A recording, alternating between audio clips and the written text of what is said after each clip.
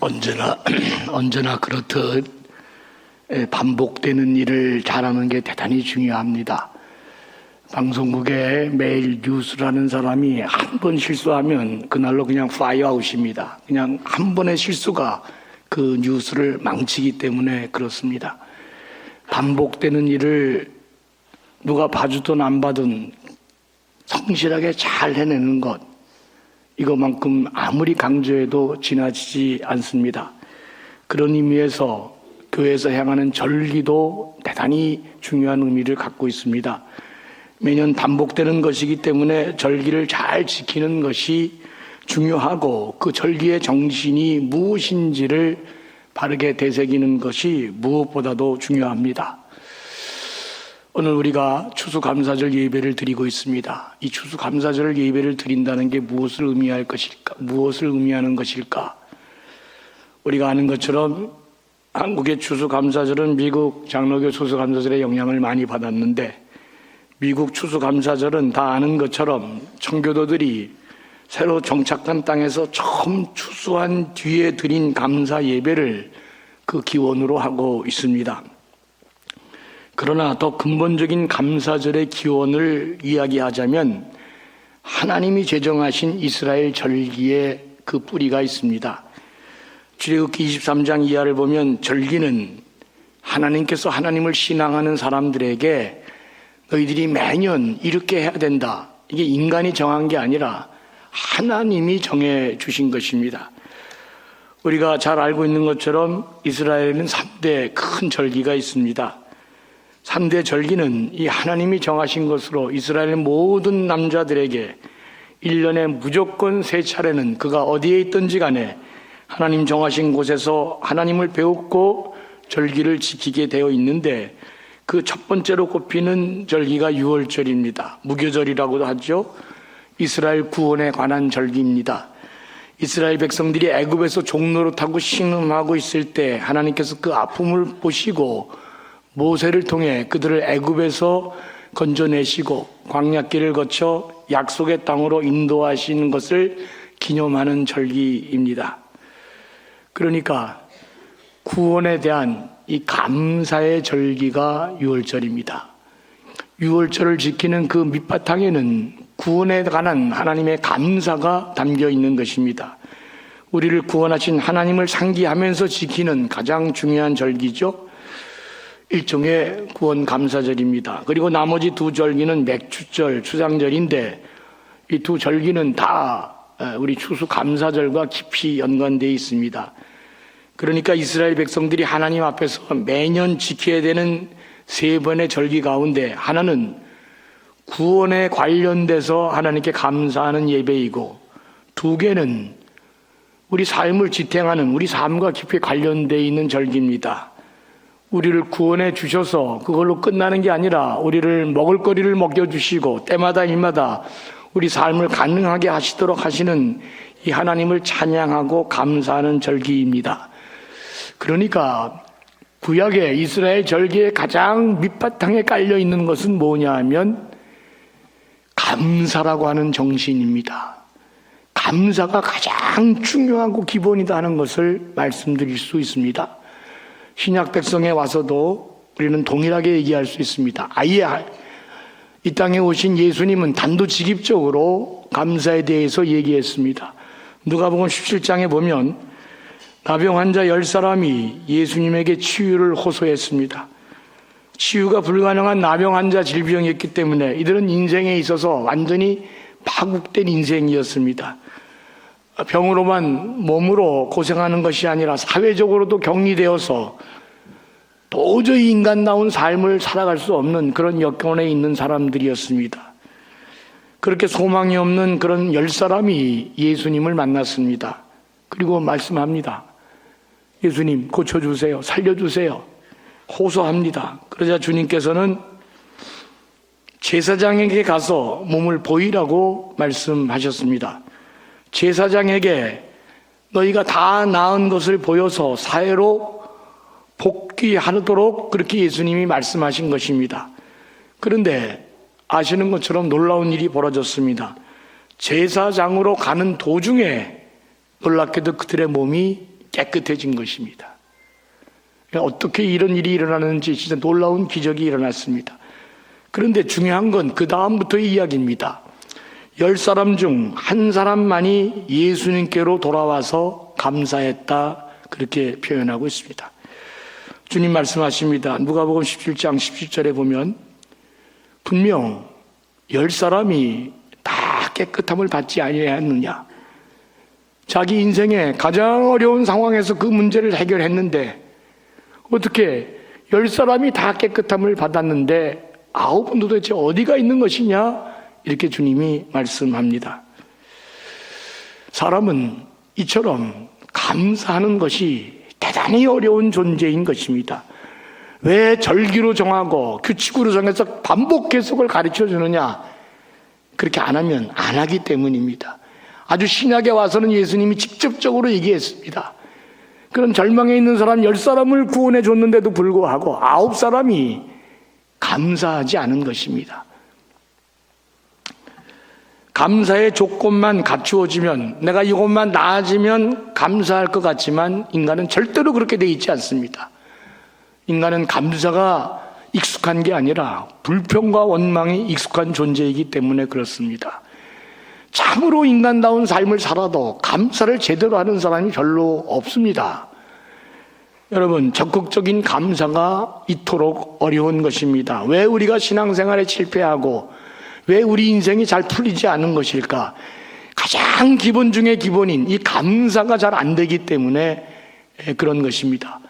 저는 감전교회에 와서 수없이 감사를 설교했고 수없이 감사의 말씀을 전했는데 아직도 우리가 감사 생활이 안 된다는 것을 보면 얼마나 우리가 감사가 익숙하지 않고 감사가 어려운 것인가를 자꾸 생각해 보게 됩니다.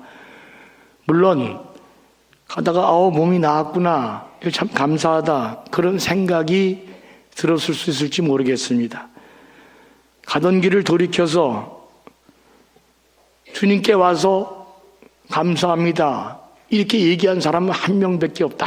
아무리 그런 생각 들어도 그건 소용이 없는 것입니다. 사람이 어디서부터 그 인생길이 열리느냐? 감사하는 사람이 될 때, 감사를 제대로 알고 감사로 보응하는 사람이 될 때 그 일이 열린다. 조건보다 더 중요한 것은 이 감사의 능력인 것입니다. 아마도 이 사람들은 와, 내가 몸이 다 나았네, 그러니 시급한 것은 내가 기쁨을 늘리고 즐기는 것입니다. 감사 미뤘겠죠? 다 인간이 그렇다는 것입니다. 여러분, 그러니까 감사 잘 안 한다고 해서 실망할 것도 없습니다.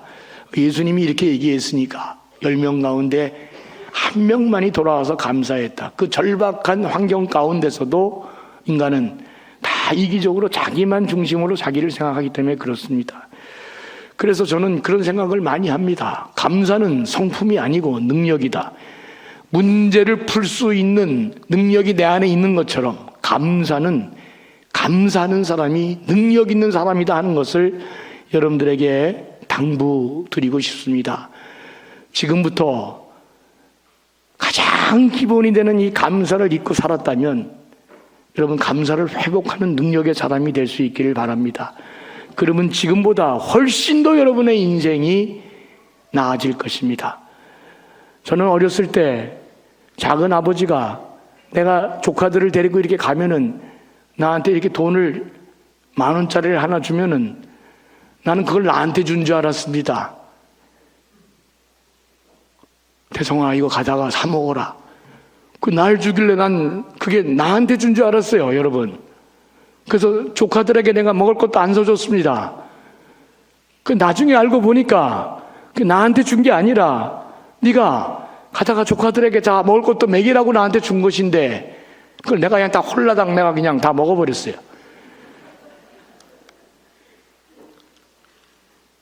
나중에 그 얘기를 듣고 얼마나 이 낯이 뜨거웠는지.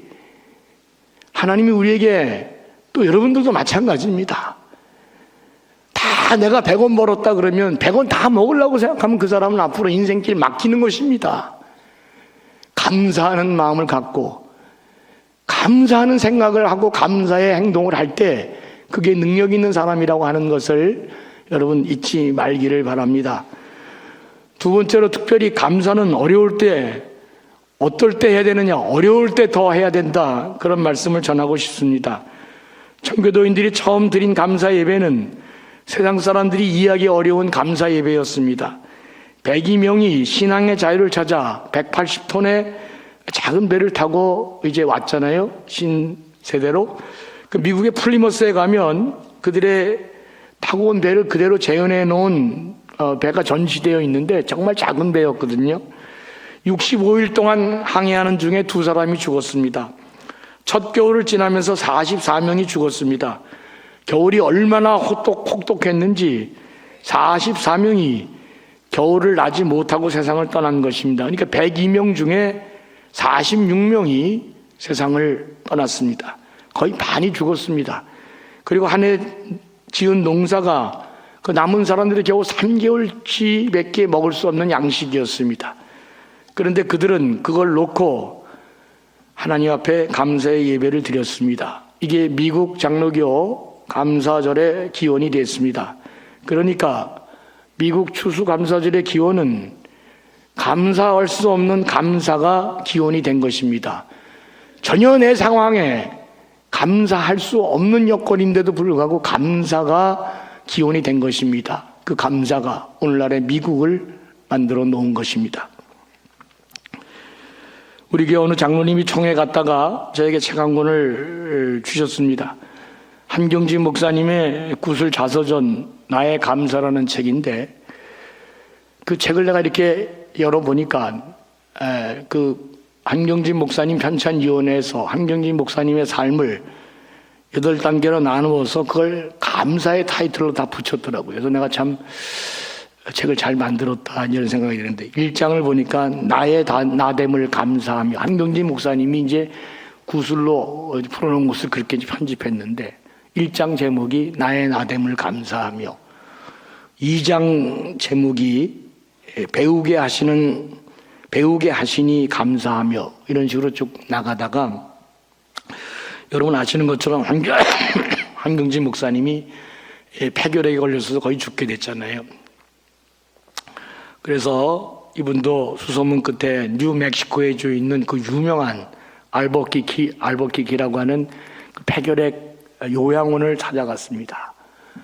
거기서 많이 우시고 기도하시면서 하나님, 내가 이렇게 한국의 많은 백성들에게 도움받고 여기까지 와서 공부하고, 그런데 하나님 이대로 내가 죽으면 나는 이렇게 도움만 받고 아무 사람들 앞에 감사를 할 수 없을 것인데, 하나님 부디 고국에 돌아가 3년 동안만이라도 복음을 전하고 교회에 그 귀한 목회를 할 수 있도록 기회를 달라고 지난날 베풀어 주신 은혜를 감사하면서 하나님 3년만이라도 내가 이렇게 나에게 귀한 사랑을 베풀어 주신 분들에게 은혜를 베풀 수 있게 해달라고 기도했습니다. 여러분, 그분의 이런 지난날의 모든 하나님 은혜의 감사의 기도가 바로 그 자리에서 오늘날 영락교회를 만들어낸 위대한 역사를 이루게 된 것입니다. 청교도들의 그 감사할 수 없는 감사의 그 예배가 오늘날 미국을 만드는 것처럼 다 죽어가는 한 목사가 지난날에 하나님 은혜에 감사하며 기도한 것이 오늘날 영락교회를 만들어낸 것입니다. 감사는 어려울 때도 해야 하는 더 중요한 이유는 그 감사가 위기 탈출의 한 방법이 되기 때문입니다. 오늘 제 설교 제목이 감사로 돌파하라, 그렇게 제목을 썼습니다. 어려울 때에도 감사해야 하고, 한 번 더 말씀드리면 어려울 때일수록 더 감사할 수 있어야 한다는 것입니다. 골로새서 4장 2절을 보면 이런 말씀이 있습니다. 기도를 계속하고 기도에 감사함으로 깨어있으라 그랬습니다. 이게 헬라어 원본을 보면 이렇게 되어 있습니다. 깨어있으라, 기도 앞에, 기도 안에서, 감사 안에서, 그렇게 되어 있어요. 그러니까 깨어있는데 기도 안에서, 감사 안에서 깨어있으라, 그렇게 되어 있습니다. 깨어있는 방법이 기도와 감사라는 것입니다. 여러분, 날씨 추울 때, 밖에 있을 때 졸면 다 죽잖아요. 추위에 노출되어 있는데 어떻게든 깨어있어야지, 졸면 그냥 죽는 거잖아요. 참으로 어려운 시절에는 어떻게 깨어있어야 되느냐, 이게 뭐 기도하는 거는 이해가 되는데 감사로 깨어있으라, 이건 참으로 특이하다, 그런 생각이 들었습니다. 감사로 깨어 있으라 그랬습니다. 여러분, 오늘도 어려운 시절을 겪고 있는 분들이 계시다면 기억해야 됩니다. 이 어려운 시절을 뭘로 깨어 있을 것이냐? 기도와 감사로 깨어 있어야 할 것입니다. 선지자 요나가 하나님의 명을 어기고 도망가다가 배가 풍랑을 만나게 되었습니다. 그리고 그는 바다에 던지게 됐죠. 자세한 내용은 다 이미 우리가 알고 있습니다. 그래서 큰 물고기가 요나를 삼켰습니다. 요나는 인생이 꼬일 대로 꼬이고 참으로 인생의 가장 답답한 시기를 만났습니다. 그 상황을 요나서 2장 3절과 5절은 이렇게 말씀합니다. 주께서 나를 바다 가운데 깊음 속으로 던지셨으므로 큰 물결이 나를 에워싸고 주의 파도와 큰 물결이 내 위에 넘쳤나이다. 그 옛날에는 주께서라는 말이 잘 안 보였는데 이 요나가 이제 그렇게 얘기해요. 주께서 나를 이렇게 바다 한가운데 깊음 속으로 던졌다. 큰 물결이 나를 에워쌌다. 5절에 보니까 물이 나를 두 위를 영혼까지 하였고 깊음이 나를 에워쌌고 바다 풀이 내 머리를 휘감았다. 나 다 죽게 됐다, 그 얘기입니다. 하나님이 나를 이렇게 내던져 버렸다. 근데 이게 여전히 요나가 주어를 하나님으로 그렇게 얘기하고 있습니다. 이 말은 내 인생이 여전히 아직도 하나님 손에 달려있다는 것을 의미하는 것입니다. 이 요나가 위대한 점이 바로 여기에 있습니다. 하나님 나를 내팽개쳐 버린 것처럼 보이는 현실 속에서 그는 8절과 9절에서 이렇게 기도합니다. 헛된 우상을 섬기는 자들은 주께서 베풀어 주신 은혜를 저버린다. 신앙이 없는 사람들은 이런 잘못된 상황이 엮여 어려운 상황이 엮이면은 주께서 베풀어 주신 은혜 기억도 못한다, 그런 얘기입니다. 그러나 나는 감사의 노래를 부르며 주께 희생 제물을 바치겠나이다. 이 절박한 순간에 요나는 감사를 외치고 희생 제물을 주께 바치겠다. 그리고 이 어려운 상황 가운데 서원한 것은 무엇인지 지키겠다. 구원은 오직 주님께만 옵니다. 그렇게 말했습니다. 인생의 위기에 요나는 회복을 바라면서 하나님께 감사의 제물로 감사로 나아가고 있음을 보여주고 있습니다. 요나는 위기 탈출을 도모하며 그 위기를 탈출을 도모하는 방법으로 다시금 하나님께 감사를 떠올렸다는 사실을 우리가 꼭 기억할 필요가 있습니다. 10절을 보면 주께서 그 물고기에서 명하시니 물고기가 요나를 물에다가 뱉어냈다 그랬습니다.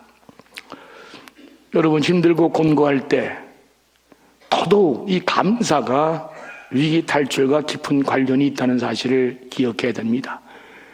그러니까 평소에도 감사를 안 하는데 위기 때 무슨 감사를 하겠느냐, 그래서 망하는 것입니다. 평소 때도 감사가 중요하지만 어려울 때, 위기 때는 감사가 더 중요하다. 이것이 위기 탈출의 능력이 되기 때문이다, 그런 말씀입니다. 이제 마지막으로 성경이 말씀하는 매우 중요한 내용을 하나 더 살펴보려고 합니다. 그것은 감사해야 우리가 하나님께 받은 복이, 우리가 하나님께 받은 모든 물질이 참된 복이 된다는 것입니다.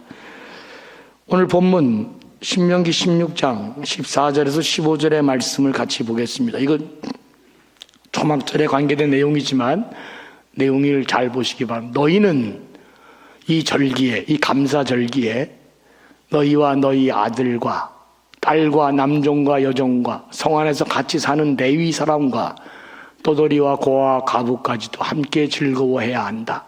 그러니까 감사절을 보낼 때에는 이렇게 많은 사람들이 함께 감사하는 게 좋다, 그런 얘기입니다. 너희는 주 너희의 하나님이 택하신 곳에서 이래 동안 초막절을 지키라. 7일간 하나님 앞에 감사 예배를 드려라. 너희는 주 너희의 하나님이 너희의 모든 소출과 너희 손을 댄 모든 일에 복을 주셨기 때문에 즐거워하는 것이다, 그랬습니다. 여러분, 이 개역 성경을 보면 왜 이 감사가 중요하냐면 하나님이 주신 모든 소출과 모든 그 은혜를 이 사람이 드디어 감사절에 감사로 나아간 것입니다. 그랬더니 하나님이 뭐라고 얘기하시냐면 내 모든 소출과 내 손으로 된 모든 일에 복을 주실 것이니 네가 온전한 즐거움에 이를 것이다 그랬습니다.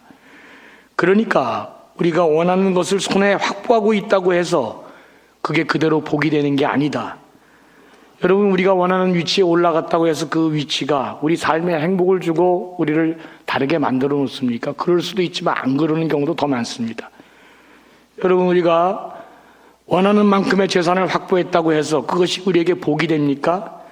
그러면 모든 부자들이 다 행복하고 복받고 잘 살아야 되잖아요. 그렇지 않잖아요. 그러니까 우리 손에 지니고 있는 것을, 하나님 우리에게 주신 것을 다시 하나님 앞에 감사할 때 비로소 우리의 소출과 우리의 행한 모든 일에 하나님이 복을 주시는 것입니다. 내가 받은 복이 참된 복이 되려면 반드시 뭐를 통과해야 된다? 감사를 통과해야 된다. 그래서 정리하면 하나님이 베풀어 주신 은혜의 모든 것이 복이 되려면 반드시 감사가 필요하다. 이 얘기를 여러분 가슴속에 명심해야 되겠습니다. 제가 지금도 잘 안 되는 게 있습니다. 우리 교회 모든 절기 헌금은 다 예산이 1,000만 원입니다. 그런데 추수감사절 헌금만큼은 예산이 2천만 원인데 지금까지 11년 동안 한 번도 이 예산을 넘어가지 못했습니다. 우리 교회 이렇게 하면 복 못 받습니다. 추수감사절기는 하나님께 내 받은 모든 소출과 모든 일에 대한 복을 감사하는 날입니다. 이 감사하는 날에 제대로 감사하지 못하면 우리가 받은 소출과 모든 것들이 참된 복이 되지 못한다. 하나님이 그렇게 말씀하고 있습니다. 사랑하는 교우 여러분, 우리는 은혜 없이는 살 수 없는 사람들입니다. 우리는 때를 따라서 이런저런 모양으로 하나님께 은혜를 받아야 살아갈 수 있는 사람들이다.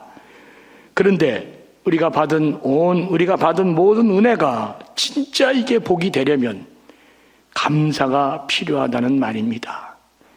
아까워서, 자린고비가 돼서, 이기적이어서 자기만 생각하고 감사를 안 하면 절대로 그 사람은 성장하지 못하고 번영하지 못합니다. 사람도 붙여두지도 않고 닫힌 문이 열리지도 않는 것입니다. 왜냐하면 감사를 통해 하나님이 복을 내려주셔야 그 인생이 열리기 때문에 그렇습니다. 감사는 우리 삶에 불러오는 매우 중요한 신앙적 태도임을 잊지 말기를 바랍니다.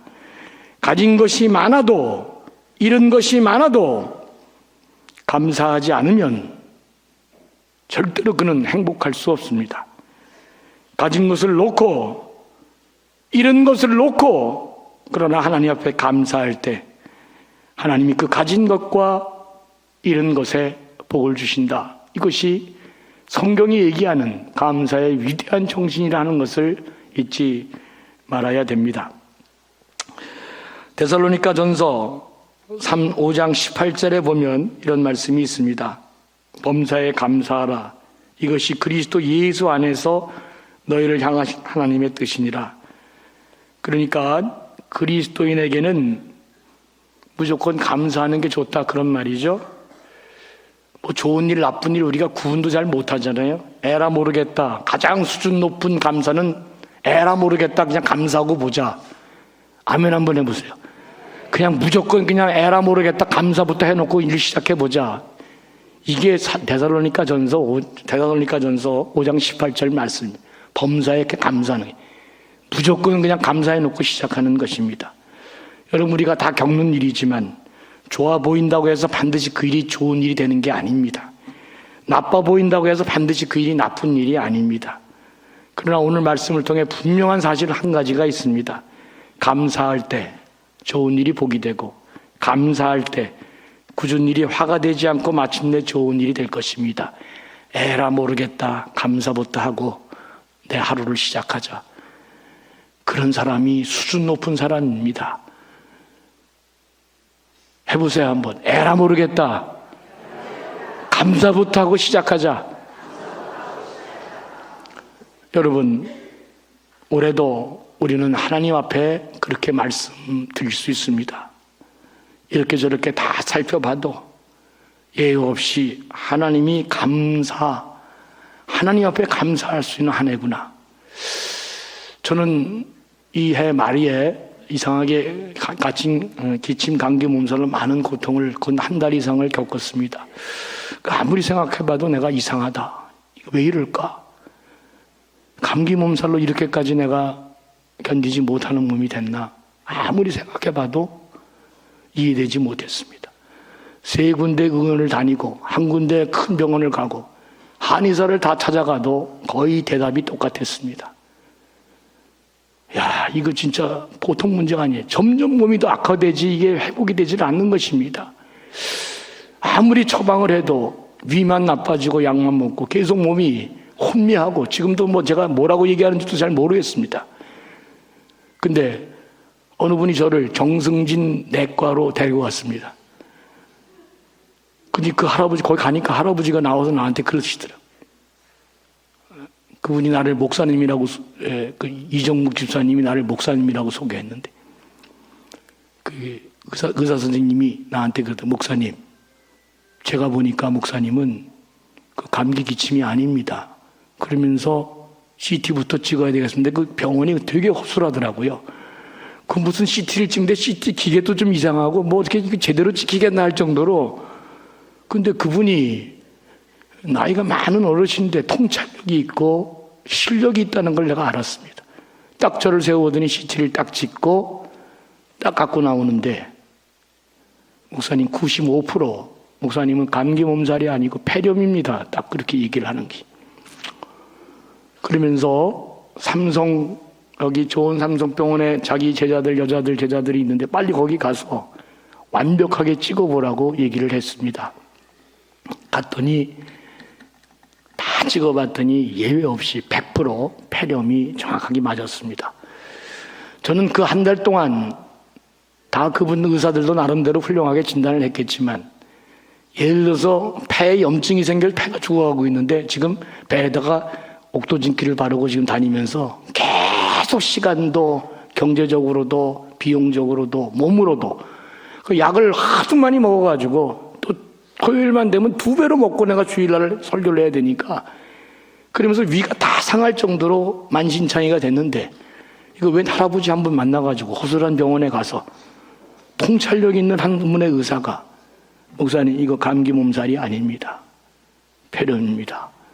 그 한마디에 내가 이래서 한 달간 이 엉망진창이 됐구나. 그런데 지금 참으로 기쁩니다.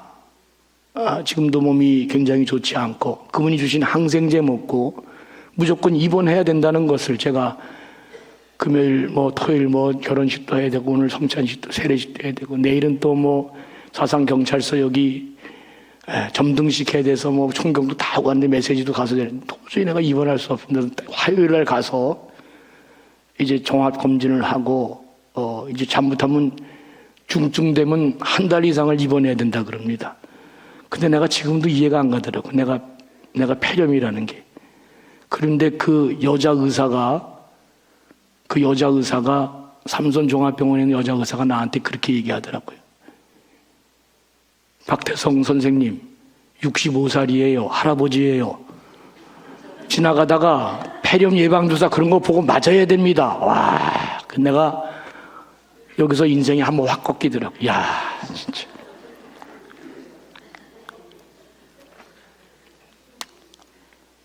제가 요 근래 조금 이게 어떻게 된 일이냐 물어보니까 몸에 좀 기가 약해져서 바이러스가 목사님 침투해서 지금 이런 현상이 벌어졌는데, 빨리 입원하지 않으면 잘못하면 내가 자꾸 이렇게 무섭게 생각하니까 죽습니다 그러더라고요. 여러분, 폐렴이 위험한 거랍니다. 예, 내가 몰랐는데, 그래서 다음 주 화요일부터 혹시 내가 잠시 입원할 수도 있겠습니다. 그러나 제대로 이제 원인을 찾고 제대로 진료를 하기 때문에 곧 건강하게 회복돼서 잘 될 줄로 믿습니다. 그 기간 동안에 많은 생각했습니다. 내가 진짜 목사 맞는지, 내가 오늘 선포하는 이 말씀이 제대로가 아니라면 얼마나 많은 교인들을 잘못된 길로 인도하는 것인지 저는 여러 가지 생각도 많이 했습니다. 돌이켜보면 그 모든 것들이 합력해서 더 깊어지고 사람을 더 성숙하게 하고 더 많은 사람들에게 올바른 길로 인도할 수 있는 좋은 자양분이 됐다. 그저 감사의 고백뿐입니다. 그래서 올해도 하나님이 참 잘해주셨다. 이 감사의 고백이 하나님 앞에 드리지 않을 수 없었던 것입니다. 부디 여러분들도 잘 생각하시면서 감사의 고백으로 모든 문제를 해결하시고 돌파하시는 귀한 분들 되시기를 주의 이름으로 간절히 축원합니다.